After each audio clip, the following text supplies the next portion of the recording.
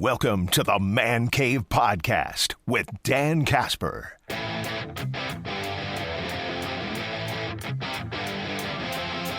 Each day we've been kind of highlighting a key to victory for the Packers taking on the Bears here and kind of doing a little bit of a deep dive into this thing. So, first day we talked a little bit about red zone offense for the Packers, having to come away with touchdowns instead of settling for field goals, having to be better in the red zone, having to take advantage, right? If you get down in there, got to get those touchdowns. It almost bit the Lions in the butt on Sunday. And you look at the two games between the Packers and the Bears, you can see the same thing.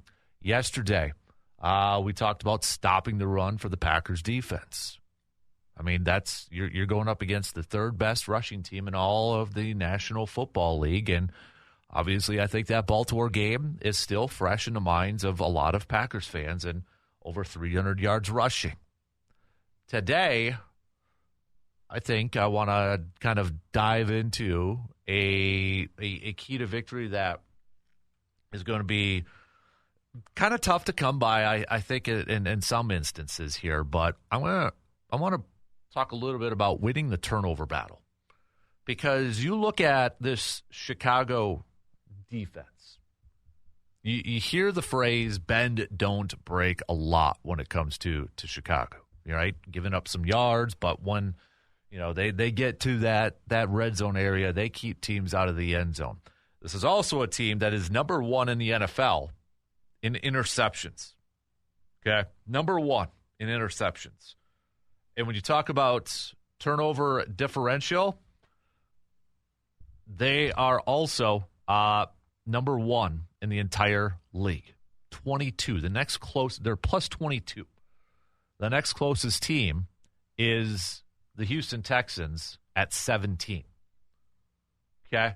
So, I mean, they take the ball away, and they've got the best turnover differential. And, I mean, 7 interceptions. That's tied for the fewest, actually, with Green Bay and Philadelphia. Okay? They've only fumbled the ball 4 times this year. Only 2 teams have done a better job at that, Kansas City and Houston. So when you talk about total giveaways, Chicago's number one. They've only given the ball away 11 times. And you're talking about total takeaways, too. They're tops, 33, 10 fumble recoveries, 23 interceptions. Chicago can get the football. On the defensive side, they may give up some yards. And when you look at it, they're towards the bottom of the league in yards. There's only 3 teams that finish the regular season averaging more yards on defense than the Chicago Bears. Dallas, Cincinnati, and Washington. Chicago, 361.8 yards per game. Okay? They give up points, or they give up yards. They give up some points here, too, 24.4. It's not top 10 or anything like that in the league. In fact, Green Bay is 21.2. But it's an opportunistic defense from Chicago that knows how to get that football. And the offense, I mean, you kind of got to give them credit, too. They don't turn the ball over. So, Packers offense, there's a couple things to take away from this. If you're the Packers offense, obviously, don't turn the ball over. And they've done a fairly decent job of that, right? I mean, we just went through it interceptions-wise, okay? They do a fairly good job at that. In terms of total giveaways this year, Green Bay has, let me bring it up here, they're third best in the league, 13. So Chicago's the best at 11. Green Bay, third best. The difference between Green Bay and Chicago has been 2 fumbles this year. So Green Bay has done a good job with that. The thing is, though, is the takeaways from the defensive side for Green Bay. And we opened up the season, I think, with high expectations when it came to this Green Bay defense in terms of takeaways, because that is a priority that has been hammered home, that it is a priority for this Packers defense to take the football away. And when you compare it to last year to this year, there has been a drop-off. Last year, Green Bay was 4th in the league in total takeaways. Minnesota, Pittsburgh, Buffalo were ahead of them. Green Bay had 31 takeaways. In terms of interceptions, Green Bay was 3rd best. Minnesota, Houston. Green Bay tied actually with Pittsburgh for 3rd best. They had 17 interceptions. That was last year. To this year, when you look at total takeaways, Green Bay's defense is towards the bottom. There's only 5 teams that had, actually fewer than that because Green Bay's tied here. The Jets, the Commanders, and the Cowboys, 3 teams had fewer takeaways than the Packers. Jets, by the way, this is mind-boggling. They didn't have a single pick. Think about that. A team, especially when your head coach is a defensive-minded head coach who used to play in the secondary, they didn't have a darn takeaway or a darn interception all season long. Their only takeaway was 4 fumbles. I didn't even know that was possible to not have an interception all season long on your defense. But the Jets did it. Just kind of scrolling. Like, who's the... I got it just really quick. Get sidebar here. Yeah, I mean, San Francisco's the next, Tennessee's the next, and Dallas is the next with 6 interceptions. Man. Anyways, so Green Bay is tied with the likes of Denver. Denver's a good defense. They get after the quarterback. They're sacks. Green Bay is tied with Tennessee and Denver and Kansas City with just 14 total takeaways. 7 interceptions, 7 fumble recoveries. So 14 total takeaways. Last year, Green Bay had 31. In a team that last year their goal was want to lead the league in takeaways, want to lead the league in interceptions. And all, training camp and preseason, we heard about this turnover button where a turnover alarm or something like that. It's a priority. And for whatever reason, it hasn't worked out. Is it corners? Is it team? I think part of it is teams very aware of where Xavier McKinney is now. Last year, McKinney balling out, getting those picks. I think offenses probably a little bit more aware of where Agent X is back there, number 29. But Green Bay has not gotten the amount of turnovers they want on defense that we'd like to see on our team, given our offense more extra possessions. So I look at this type of game where, okay, you've got 2 offenses that don't turn the ball over often. I mean, they're 2 of the best in the league in the regular season at not turning the ball over. But then you look at these 2 defenses, and Chicago's the best at forcing those turnovers, and Green Bay's defense towards the bottom. That's why it is going to be, in my opinion, a big-time key to victory for Green Bay to, 1, not turn that ball over on offense, not allow that Chicago defense to get their turnovers, but also can this Packers defense somehow, some way, maybe manufacture a couple turnovers themselves? Can they do it? I mean, odds are, if you look at it from all the games in the regular season, it's been a tough going. They haven't had a ton of success. But if they can somehow win this turnover battle in this game, and to keep that Chicago offense on the sidelines and give your own offense maybe a couple extra possessions, that could be the difference. That could make the difference in this game. So I think when you kind of look at the three keys to victory that, we've kind of talked about already, they kind of interlock with each other. The first key, scoring those touchdowns in that red zone. Well, if you get a turnover, try to capitalize on those turnovers and make it, points off of turnovers. We see those stats quite a bit, right? Turnovers, they don't help you a whole lot if you get it and you 3 and out and you punt. You want to capitalize on those turnovers. You want to capitalize on that momentum. You want to reward your defense for getting you the ball back. And we talk about stopping the run. One of the best ways of stopping a run, don't have that offense on the field. Taking the ball away from them. See how they kind of all interlock and feed off each other a little bit. But I think if you're Green Bay and you can get a couple picks somehow, some way, you got to take advantage of that. And if you take advantage of that and you put up some points right away and that leads to, maybe 10 points, let's say somehow you get 2 picks in the first half and you get 10 points off that, that's a win. That's a major, major, major boost. So my next key to victory here relates to trying to slow down Caleb Williams. Say what you want about Caleb Williams. I'm not, I know there's trash talk going out there and back and forth, but Caleb Williams has had himself a solid year this year, a good year.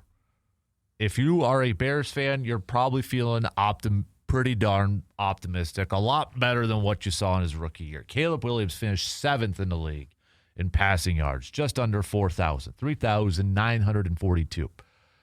27 touchdown passes, 7 interceptions. We know he is a threat with his legs, too. Running, scrambling. We know this. We've seen it. We've been victims of it, right? It's there. When you kind of, look at and go back and watch some of those contests, you can see, his ability to extend plays and making those plays with his feet, throwing on the run too. It's pretty impressive. He finished the season with 388 rushing yards, averaging 5 per carry. I mean, it's not Lamar Jackson or anything like that, but it is a threat that you have to be mindful of. So, and he's very good. He's one of the better when you look at quarterback ratings from this season and the regular season. He's very good against the blitz. So, how do you slow down? How do you stop? However you want to phrase it, Caleb Williams. It's not as simple as go blitz him, because he is one of the better quarterbacks, numbers-wise, against the blitz this year. So, and that's because of his ability to throw on the run, to extend those plays using his legs. So, what do you do? How do you do it? How do you try to slow down this second-year quarterback that has taken some big strides this year in his play?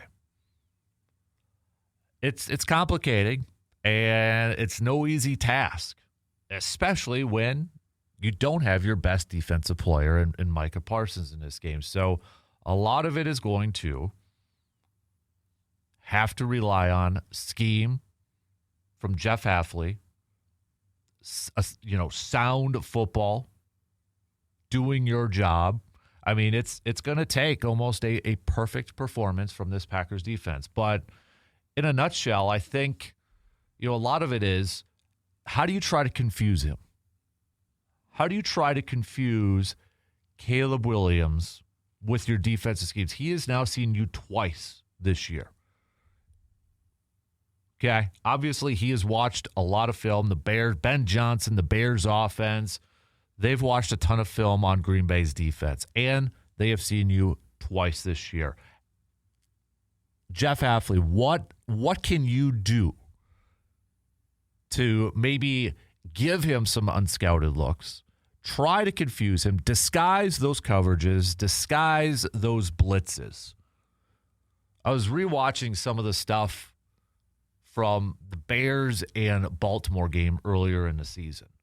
And one thing that Baltimore did really well on the defensive side was fooling Caleb Williams, disguising things, confusing him, showing blitz, backing off, having great coverage, and essentially making Caleb Williams panic a little bit. How does Jeff Hafley and this defense do that? How can they confuse him? Because I feel like that is a big key to trying to slow him down and trying to stop him. But, you want to get pressure on him too. Blitz, pressure, I think a lot of times people kind of combine them both. And you just don't want to send out an all-out blitz and all that and, not have contain on the edge so he's allowed to hit the edge, or if you send a blitz on the edge and then the middle of the field's wide open so he can step up there, you got to get to him quick so he doesn't have time to hit an open receiver. You got to collapse that pocket. You got to make him uncomfortable back there. You got to get him almost like thinking too much. You know what I mean? Like just collapsing that pocket around him so he's not able to extend the play on the edges, not able to step up. Because if he hits that edge, it's already advantage to him. We've got speedy linebackers with Quay and Edgerrin Cooper, but depending on where they're going to be lined up, he's going to have the advantage. He doesn't have a Micah Parsons chasing him down. Rashawn Gary's not going to catch him, right? I mean, we know that. So somehow they've got to instantly collapse that pocket and get to him quick. Make him get rid of the football quick. Coverages are going to be key in this thing too, because if he is able to hit that edge and roll out, how many times did we see it in our matchups, in the Packers and Bears matchups, where he's rolling to the edge and he's still finding a receiver? He never gives, they cannot give up on a play, and you just can't let him hit that edge. You kind of almost have to make him just go, north, backwards, straight line. You know what I mean? Like staying within that pocket. But confusing him and disguising those coverages, disguising those blitzes, corners staying on their dudes. I don't know, Green Bay's probably going to play a lot more zone in this thing too, like how they've done for the majority part of the year. I know Baltimore, when I was rewatching some of those clips, they were playing a lot of man against him. But maybe does Jeff Hafley pull something out of his back pocket, something completely unexpected, something that Chicago wasn't expecting? I think he almost has to in this point, because they are very familiar with each other. And when you get to a third matchup between teams, you have to come out with something a little bit different. And you can say the same thing about the offensive side for Green Bay. Like Matt LaFleur, what are you going to do different now? What's something that you are going to do that is going to catch Dennis Allen and the Bears defense by surprise? What's something else? What's at the back end of that play call sheet that you haven't dialed up, or what's something that you've been working on this week with your staff and your players and your quarterback? You got to catch them off guard. You got to do something different. And I would expect for both of these teams, from an offensive side of things, I'm curious to see the first 10, 15 plays, those scripted plays. Do both these teams come out with something different, or try to do something different, put it in the back of their minds, their opponent's minds, and try to catch them off guard a little bit? Maybe try to get up to an early lead, put them in a hole early. I'm really curious to see how these two offenses come out on their first drive, their first couple drives. We hear about scripted plays all the time.